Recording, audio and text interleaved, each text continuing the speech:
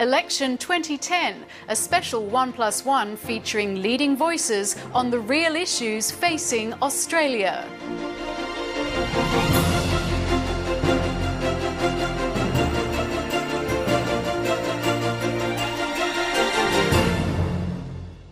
Hello, I'm Jane Hutchin. Welcome to the program.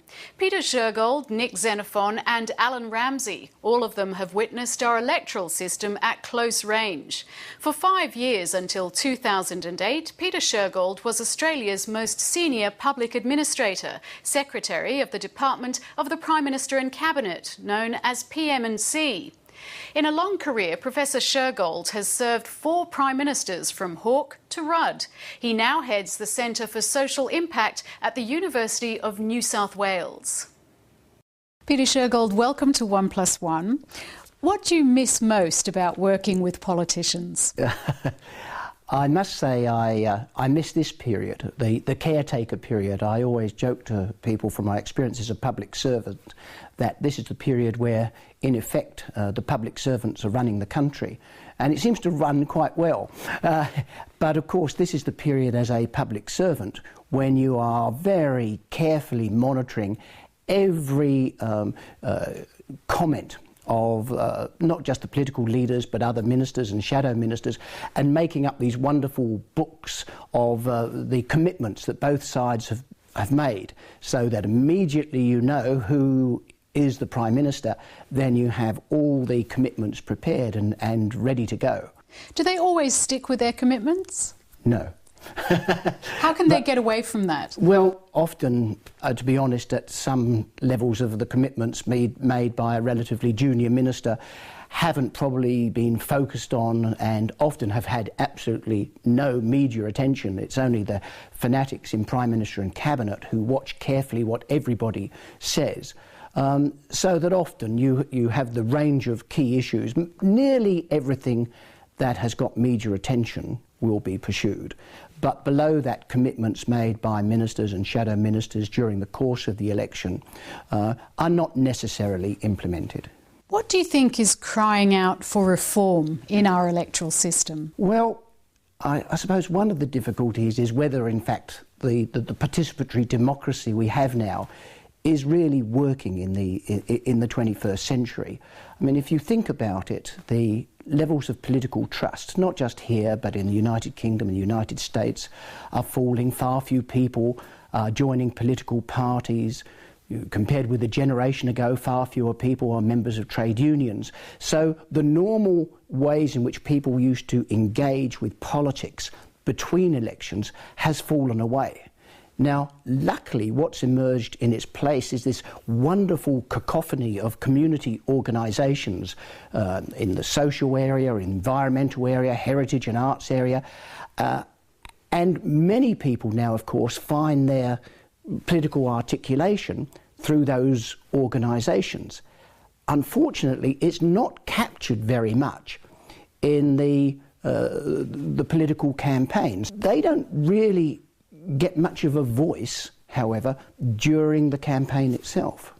Is that a reason then that the parties, at least in the current election, seem to have very similar policies? In a way, there's not a lot that separates them. I think it's true they tend to focus on the same issues.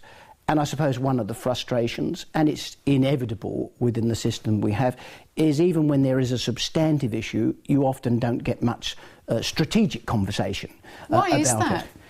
Well, I think it's just too difficult. Sometimes it's because both sides are putting away a major issue. So there's been quite a lot of talk of environment in the election campaign. Both sides have put forward worthwhile initiatives. But the difficulty is you've got this £800 gorilla that actually isn't in the room. And the £800 gorilla is, are we going to set a price on carbon, and when? Either through an emissions trading scheme or through a carbon tax. So you have a discourse going on about environmental issues, but it's like it comes across as a grab bag of promises and initiatives rather than a genuinely strategic conversation. We did the same, didn't we, with on sustainable population. No problem with discussing sustainable population, but it disappeared in the first week because neither side really wanted to have a discussion about this which wasn't just about demography or immigration, but about infrastructure planning. How can politicians get away with that, not actually mentioning the issues that really matter in those bigger debates? I think a campaign is probably not the time to have a real strategic conversation of these issues. It's not the time. Probably not. I mean, you need to do this over the course of, you know, the 3 years that exist. And that's why I think there need to be opportunities for more ongoing participation. I mean, the trouble is, in this election, if you think about it, Julia Gillard offered something that was really interesting, which was this idea of a citizens' assembly to discuss where we needed to go in terms of our carbon emissions. It's been criticised, though, because it's like it's farming out. It's come across as, you know, this giant focus group, as a farce. And if it was, trouble is, it was the right solution presented in entirely the wrong context. Because How so? It was seen simply as another means of procrastinating into the future to avoid making a decision and, in effect, to avoid making a commitment during the election. And yet, you know, there are new forms of democracy now emerging, driven in part by social media, in which you can have citizens' assemblies and people's forums and, you know, citizens' juries, and indeed your good old-fashioned town hall meetings can reinvigorate, I think, a political dialogue which the old institutions of the political parties and the trade unions used to give you, but don't anymore. So do you agree with the old adage that politicians don't lead, they follow? Well, sometimes politicians lead and sometimes they follow. I mean, if you think back to previous prime ministers, they often stood out. If you think of John Howard, you think not just of the GST, but in his first term, the position he took on gun laws.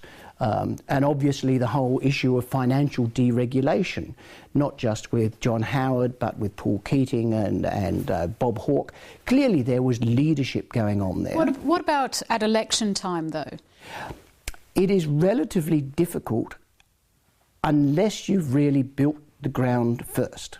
And that's one of the difficulties. So if I look by comparison at the United Kingdom, you know, where you have Cameron coming on and with a very big reform agenda, whatever you think of it, embraced under the big society. I mean, that's really been built up over a number of years. And that's why you need that ongoing participatory democracy, so that when you actually come to the elections, you can have serious discussions about big issues. You mentioned earlier the situation in the United Kingdom, where David Cameron obviously is working very closely with the Liberal Democrat leader Nick Clegg.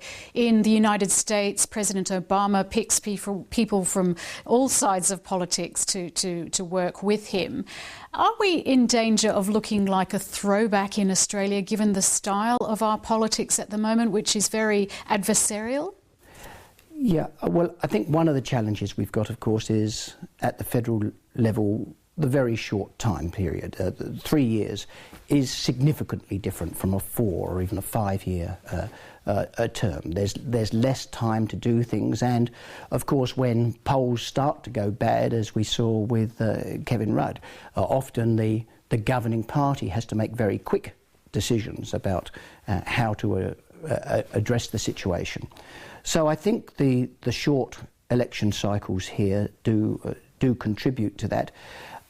But also often what happens is real reform often comes when a party has been in opposition for some time. I mean, Cameron's Big Society didn't come out, I mean, that came out of a long period in opposition and a recognition that there needed to be a real strategy to present as an alternative. Do you agree that a party should be able to remove its leader even when the leader is the Prime Minister? Yes, I do. And I do because we have a parliamentary system of representation. I think, however, many Australians are confused, not at what looked like the speed and the efficiency with which the removal took place, but how it's possible, because most Australians see politics in terms of the elections every 3 years, and those are necessarily presidential in style. So we have a parliamentary system joined up with a presidential form of election campaign. How would you characterise this election as opposed to all the others that you've seen? Well, you know, it's a bit of a junkies, a political junkies election, I think. I mean, I follow it closely, but it's so curious. You've got what looks like a pretty close election. You've got two leaders who are thoroughly interesting people and quite distinct from each other. It's taking place at a time of enormous global uncertainty. You would think it would be, you know, a really exciting election. And yet the truth is, it hasn't turned out that way. Why do you think that is? I think probably because of the circumstances within which people have to couch their ambitions for the future, because on some of the big issues, such as environment or taxation, neither side really want to chance their arm at this stage. What does that say of them as leaders, though, if they can't have that vision, that foresight? Well, I think perhaps both of them do have that vision and their foresight, but the election campaign is necessarily constraining the extent to which they exhibit that. Peter Shergold, thanks very much for speaking with us. Thank you. The 2010 election campaign was an example of the bland leading the bland, according to NIck Xenophon, a result of the major parties' obsession with opinion polls. The South Australian senator, in office since July 2008, argues the solution is to see more independence in Parliament. Senator NIck Xenophon is speaking to Simon Royal. Senator NIck Xenophon, welcome to 1+1. Good to be here, Simon. What do people get from having an independent? Well, they get a lot. I like to think they get a lot. An independent doesn't have to have the views of the community filtered through a party room process or through the vested interests of various industry groups or lobby groups. And I think it's important that with an independent doing their job properly, can listen to the community, can act on those concerns, and can do it in a very direct way. And I think that's a good thing in a democracy. Do you think you've been successful? Look, I hope I have. I think I'm my harshest critic. I always want to do better, but getting $900 million in accelerated spending on the Murray-Darling Basin last year as part of the stimulus package, I thought was a good start for the river, and most importantly, it put a focus on the crisis in the Murray-Darling Basin at a national level, and we need to do that. We need to realise that water security in this country is quite fundamental. It's not just about the Murray-Darling Basin, it's also about cities using stormwater harvesting. It's about letting communities plan for the future and having a river system that can both balance the needs of food production and the